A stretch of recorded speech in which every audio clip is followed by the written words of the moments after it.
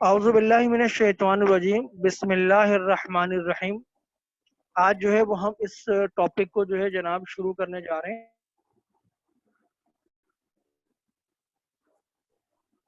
اچھا جی، تو اس سلسلے کو آج ہم شروع کرتے ہیں. لاسٹ کلاس کے اندر ہمارا ٹاپک جو ہے نا وہ اسٹاپ ہوا تھا مسلمانوں کا قدیم طرز تعلیم. تو آج ہم اسی کو دوبارہ سے جو ہے وہ یہاں سے دوبارہ شروع کرتے ہیں. دیکھیں یہاں پر جو سلسلہ پڑھا اور جو باتیں کی گئی اس کے اندر یہ کہا گیا کہ مختلف جگہوں پر جو لوگ جو ہیں وہ مسافرتیں کرتے ہوئے نظر آتے تھے نا. مختلف جو ادوار گزرے.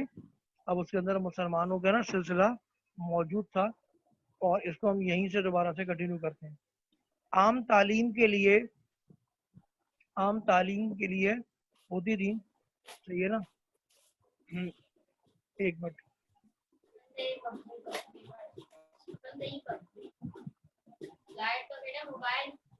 اچھا، یہاں پر ہزاروں مکتب جن میں سلطنت کا کچھ حصہ بھی نہیں تھا اور جو آج کل کے تحصیلی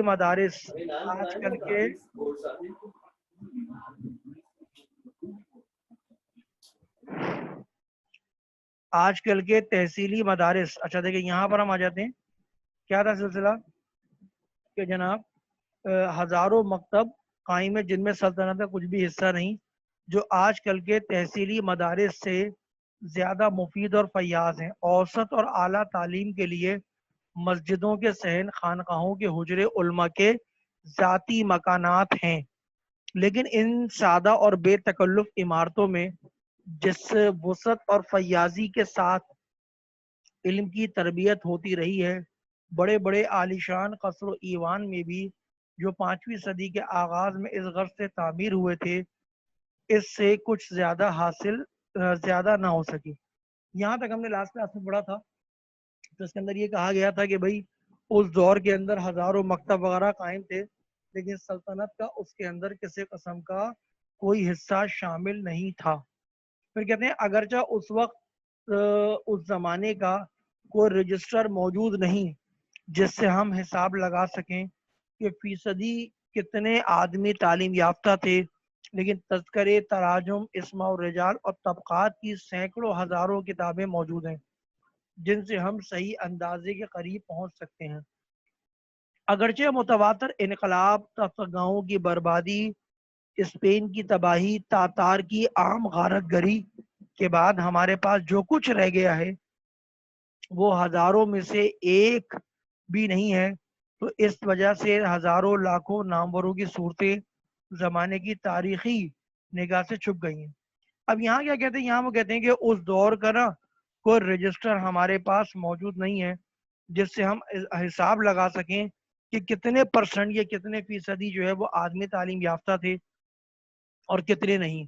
لیکن تذکرے اور تراجم اور اسماء و رجال اور طبقات کی سینکڑوں ہزاروں کتابیں موجود ہیں.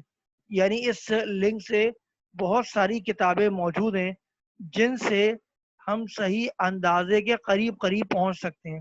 مطلب ہم یہ اندازہ لگا سکتے ہیں کہ کتنے لوگ جو ہے وہ اس وقت کے تعلیم یافتہ تھے. اگرچہ متواتر انقلابات، اب انقلابات کا مطلب کیا ہے کہ جنگیں ہوئی ہیں، ٹھیک ہے نا. انقلاب آنے کا مطلب ہے کہیں پر ظلم و زیادتی ہو رہی ہے تو لوگ اس کے خلاف کھڑے ہو گئے.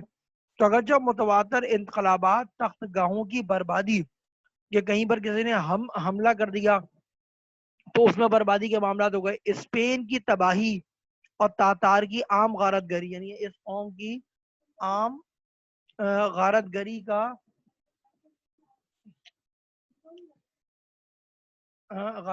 کے معاملات جو ہے وہ ہوتے ہوئے نظر آئے.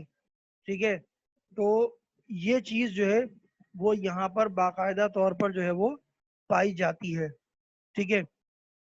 اچھا ایک منٹ کا بیٹا ذرا یہاں